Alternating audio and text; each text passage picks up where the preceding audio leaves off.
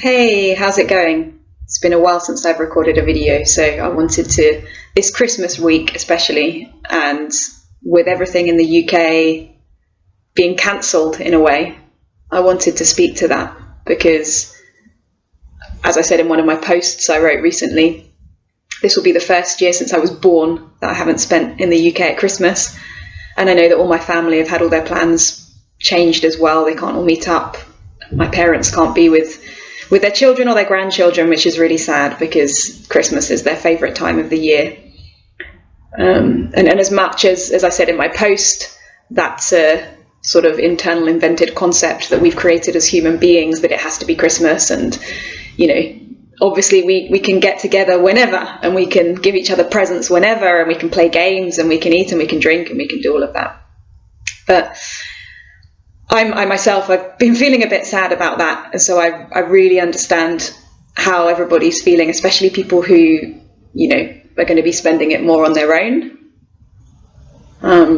This is something I've been speaking a lot about recently in my coaching sessions, that people have been with the sort of lockdown situations and special occasions being cancelled, talking about how they've felt, been a bit afraid of being on their own and feeling lonely.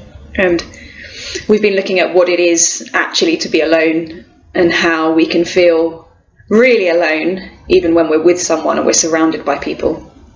And we can feel really, really accompanied by the whole cosmos, by everything and everyone, and being feeling good when we're actually physically on our own.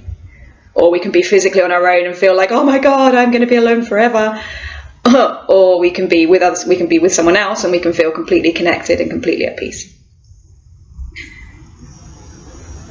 So it's not to do with the situation. It's always coming from the inside and what sort of state we're in at the time and how connected we are to life versus very lost in our own thinking, basically. Misusing our thinking for thinking about our lives and thinking about the past and thinking about the future and thinking about the present and thinking about and trying to control things through our thinking. That's a misuse of our thinking because our thinking is designed to solve very practical problems, to do very practical things, and then the rest is living. The rest of the power of thought that we have is to create life, is to create experiences, is to create connection, is to create and create and create in a way that's expansive. It's not like you can feel the difference when you're like, and when you're like, you're feeling inspired. And I know that when you look forward to something like Christmas, it's something that your mind is focused on. You create it as something very real, even though it's not real yet, because it's still just a mental creation until it happens, and then you're experiencing it in the moment. Everyone's experiencing it differently, but it's an experience, a real physical experience.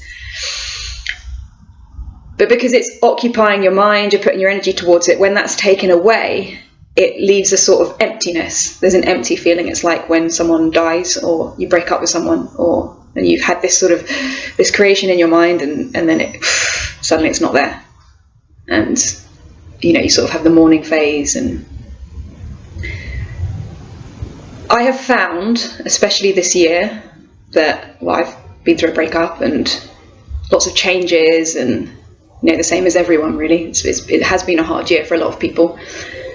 That in that emptiness that you feel after a sort of mental creation is exploded, and you're like, ooh, I've not got that to think of as a thing, as a real thing anymore.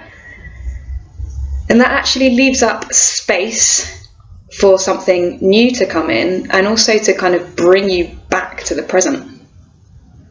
Because you've not got that, going on in your mind anymore. It's like, well, what have I got here?